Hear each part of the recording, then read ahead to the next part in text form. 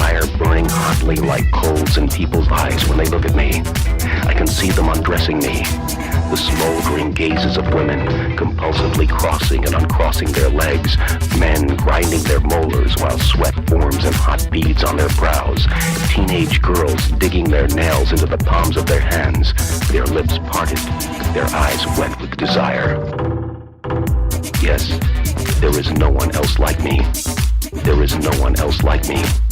In the supermarket, I was at the counter when the checkout girl, looking at me, her pupils going wide and then up into her skull, fainted dead away.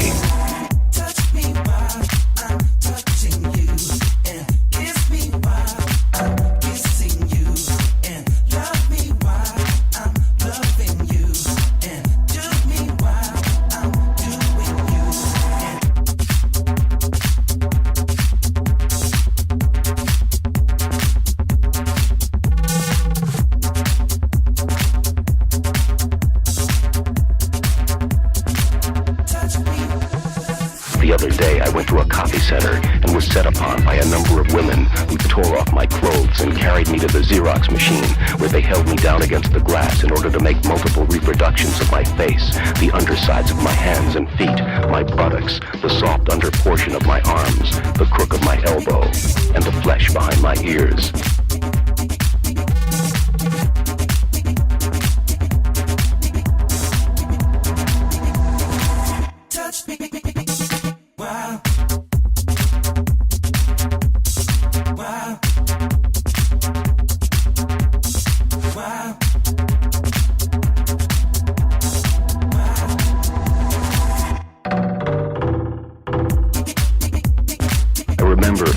Ago, when I was presenting a financial summary for the restructuring of debt to leverage a corporate takeover, the executive vice president, an attractive woman in her late 30s, became entirely distracted. Her hands fidgeted and she bit her lip as her eyes raced up and down my body. I could feel the heat of her excitement through her clothing. And then, suddenly, she ripped open her blouse and skirt, the buttons cascading noisily on the surface of the highly polished conference table, and leapt at me. Her garter, having been caught on the underside of her chair, snapped her involuntarily back into place. But undaunted, she crawled forward, dragging the chair behind her, and grabbed me by my ankles. Her mouth flecked with foam, her eyes wide and wild, her hair matted with perspiration. She begged me, "Take me right here on this floor, now. Give me your strength, your overwhelming tower of pleasure, the cathedral of your love. I need the vast ocean liner of pleasure of which you are the captain. You have no idea how many nights I've thought about making love to you. I need you so badly. To hold back from me is to ruin my life. All I ask is for simple union, to be one with you.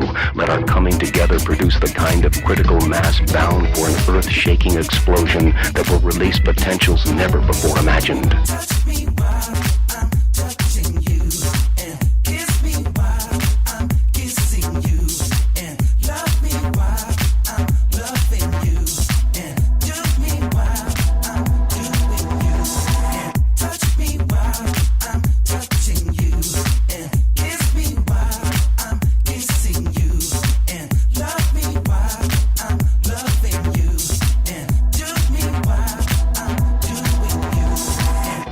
Sometimes, when I come home to my apartment, I look out and see rows of people in the building across the way with binoculars, telescopes, video cameras, night vision enhancers, and parabolic microphones pointed in my direction.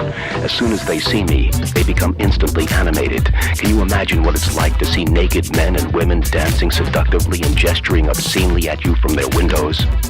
Do you have any idea how awful this is? How my life has become a living hell?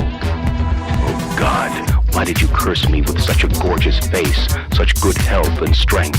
Why have you given me so many admirable qualities? You test my faith on a daily basis. These gifts are unendurable.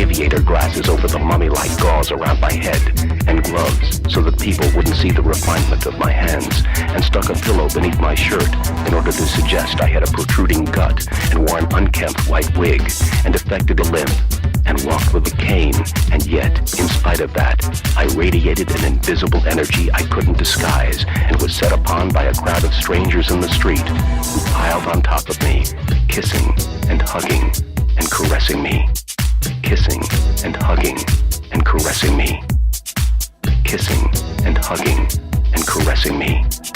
It's awful. It's demeaning. It's as though people are handling an object, not a human being.